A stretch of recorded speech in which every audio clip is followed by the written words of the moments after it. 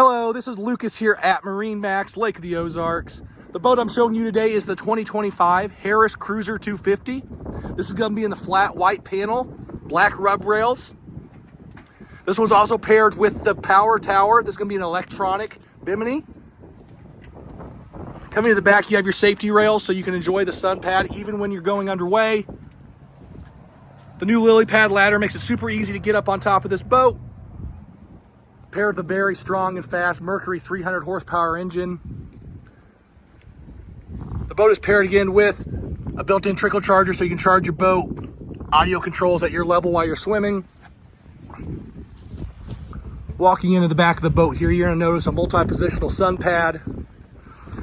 Plenty of shade coverage with this new bimini.